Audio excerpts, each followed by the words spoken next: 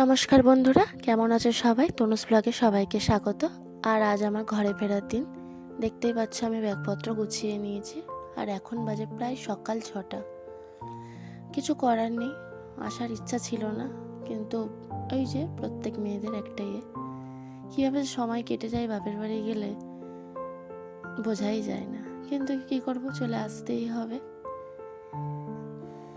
তাই সকাল সকাল বেরিয়ে পড়েছি। আর সকাল সকাল বেরোনোর কারণ হলো এই যে কচিকাচারা দেখতে পাচ্ছ, আমি একটা প্রাইভেট স্কুলে কাজ করি, তাই সেখানে মর্নিং স্কুল হচ্ছে, তাই আমাকে সকাল সকাল বেরিয়ে আসতেই হলো। আর স্কুল করেই বাড়িতে গিয়ে দেখি এক গাদাখানেক কাজ পড়ে আছে। তো কাজ টাজ করে দেখলাম বাবা চিংড়ি নিয়ে এসছে। প্রথমে ভেবেছিলাম চিংড়ির ঝাল করব, তারপরে ভাবলাম নারকেল তো কাটাই আছে, তো মালাইকারি করে নিই না, একটু ভিডিও বানানো হয়ে যাবে, তোমাদের সঙ্গে একটু শেয়ারও করে নেবো আমি কেমনভাবে চিংড়ির মালাইকারি করি। তা যেই বলা সেই কাজ করে নিলাম। আর ওটা করতে করতে মানে যখন আমি ওটা আরম্ভ করি তখন প্রায় বাজে 12টা। কি করা যাবে, রান্না তো করতে হবে, খেতে তো হবে, তাই না? তাই যথারীতি চিংড়িগুলো কেটে কুটে পরিষ্কার করে ভালো করে কড়াইতে দিয়ে ভেজে নিলাম। ওদিকে ভাতও হয়ে এসছে। চিংড়িটা ভালো করে ভেজে নেওয়ার পর কড়াইতে আমি একটা তেজপাতা দিয়ে দিলাম, দিয়ে তারপরে ওতে আমি পেঁয়াজ আর কাঁচা লঙ্কা দিয়ে দেবো।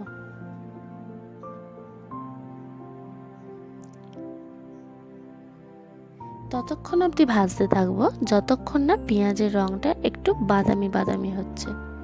অনেকে কি করে, পেঁয়াজটা হালকা ভেজে মশলা টশলা দিয়ে দেয়, কিন্তু আমার ঠিক ওটা পোষায় না। আমার মনে হয় পেঁয়াজটা ভালো করে ভাজা হলে যেন বেশি টেস্ট লাগে। আর দেখতেই পাচ্ছ পেঁয়াজটা ভালো করে ভাজা হয়ে গেছে, আর আমি ঢাকা দিয়ে দিয়ে ভাজছিলাম যাতে পেঁয়াজটা তাড়াতাড়ি নরম হয়ে যায়। কারণ বললাম না অনেক বেজে গেছে, তাই একটু তাড়াতাড়ি তো করতেই হবে, কারণ সবাই এক্ষুনি খেতে চলে আসবে। আর আমি আজকে বেশি কিছু করিনি, শুধু ওই চিংড়ির মালাইকারি আর ভাত, আর সময়ও ছিল না। আর দেখতেই পাচ্ছ নারকেলের দুধ আমি তৈরি করে নিয়েছি। আর এটা আমি করেছি একটু হালকা উষম উষম গরম জল নিয়েছি, নিয়ে তার মধ্যে নারকেল কোড়ানোটা দিয়ে দিয়েছি, দিয়ে আধা ঘন্টা রেখে দিয়েছিলাম। আধা ঘন্টা রাখার পরে নারকেল কোড়াটাকে ভালো করে চিপে নিয়ে আমি ওটাকে আলাদা করে দেবো, দুধ আর চিপড়েটাকে একদম আলাদা করে দেব, দিয়ে একটা ছাঁকনি দিয়ে ছেঁকে নেব। এটা আমি আমার শাশুড়ি মার কাছ থেকে শিখেছি, এরকম প্রসেসে উনি করতো, তাই ওনার দেখা দেখে আমিও একই প্রসেসে করি। যাই হোক, পেঁয়াজটা ভাজা হয়ে গেছে, আমি আদা রসুনের পেস্টটা দিয়ে দিয়েছি, ওটাকেও ভালো করে ভেজে নেব।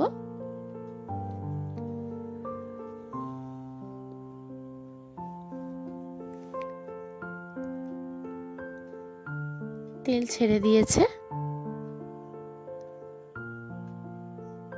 এবার ওতে আমি একে একে নুন, হলুদ, গুঁড়ো লঙ্কা দিয়ে দেব, দিয়ে ভালো করে নেড়ে ছেড়ে নেব।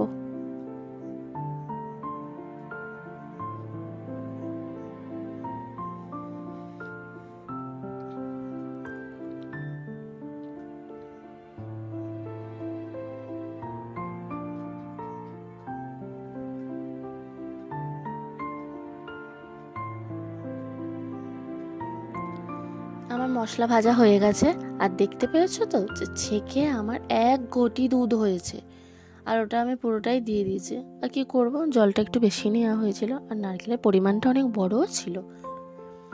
এবার ওটাকে আমি একদম শুকনো শুকনো করব, মানে ওই জলটাকে আমাকে একদম মেরে ফুটিয়ে ফুটিয়ে শুকনো করতে হবে। ওটাই বেশি খেতে ভালো লাগে, অনেকে একটু ঝোল ঝোল করে, ওটা ঠিক ভালো লাগে না। একটু কষা কষা মতো হবে, ওপরে একটু তেল ভাসবে, ওটা যেমন দেখতেও ভালো লাগে তেমন খেতেও ভালো লাগে। দেখো আমি ঠিক ওরকমই করব। হয়ে গেছে, তেল একটু উঠতে ভেসে ভেসে উঠেছে, আর দেখতে পাচ্ছ তো একদম কিন্তু কষা কষা মতো করে নিয়েছি, একটু তেলে ঝালে মশলাতে মিলেমিশে আছে আর কি। আর উপরে একটু কাঁচা লঙ্কা দিয়ে দিয়েছি একটু সুন্দর দেখানোর জন্য, অন্য কিছু না।